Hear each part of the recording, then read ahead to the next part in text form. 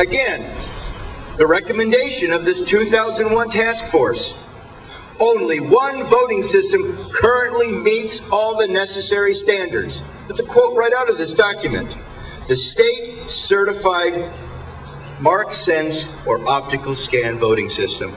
The documentation was available for the Florida legislature if they wanted to read it. The documentation that if we went with touchscreens we would have problems with undervoting was present if the legislature would have read it. So we're here today because of the failure of that body to in fact implement what a bipartisan, that includes Republicans, including the former Secretary of State Jim Smith, recommended. Optical scan voting systems, paper ballots. And that's why the state has a responsibility to pay to clean up its own mess.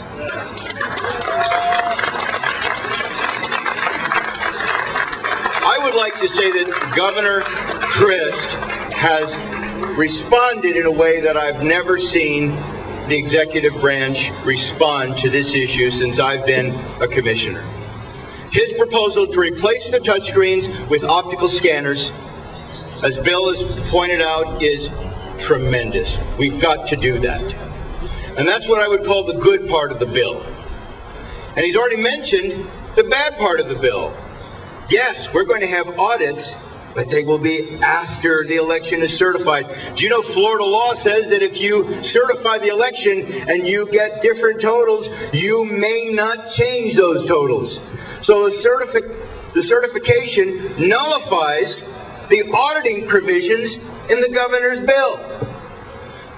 What is that but simply window dressing? Oh, we better put in auditing to quiet those citizens who really want to make sure their votes count. Let's put in auditing, yeah. Well, we'll put it in after the certification so it's meaningless. Well, meaningless audits are worse than no audits at all because they would give the illusion that something is actually done benefiting the citizens.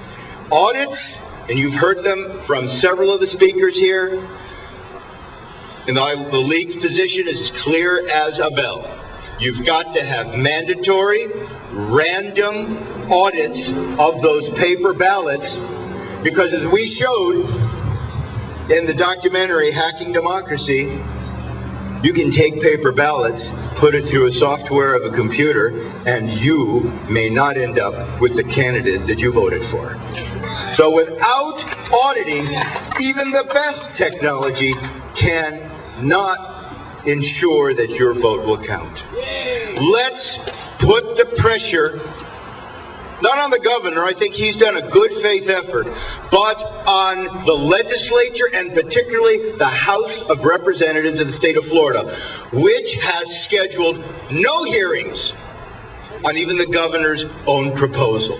Whereas in the Senate, we've had 2 public meetings, open to anybody who has appeared. And a number of you who have in the audience actually have spoken at those meetings. Where is the Florida House of Representatives? Speaker Rubio, you had 100 ideas that you said were important. I only have one. Do your job instead of playing politics with the people's right to vote. Thank you very much.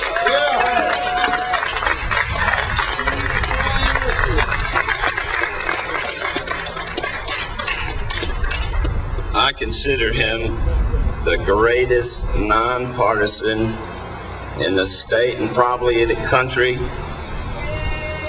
He's a great man, an example to all nonpartisans. I would just like to also mention a little bit of history here. I'm the state representative for verified voting, and the VVPB movement, that's the voter verified paper ballot movement, has its origins in the governor's task force. The moment I read that document, I knew the way to end this was by fulfilling the dreams of the supervisors of elections in this state. And Governor Chris, I know you're listening. But listen to the supervisors. We've had a disastrous Secretary of States, one after another, since Catherine Harris. Kurt, if you're listening, you got to fix the problems they started. Listen, it's time for John Russell. He's been my friend for years. He joined verified voting a long time ago for his campaign in 2004. And right now he has a court case. And he's, we got to get behind him and all these candidates that keep fighting. Clint's out there. We got to keep fighting because it's not over. Come on, John. Thank you very much. Let's thank Bill Faulkner and Wayne Wiggins for putting this event together today. This is a very important day in moving towards a verifiable, trustworthy voting system. In 2006, I ran for Congress based on principle. You people are here in support of principle today. This week we entered the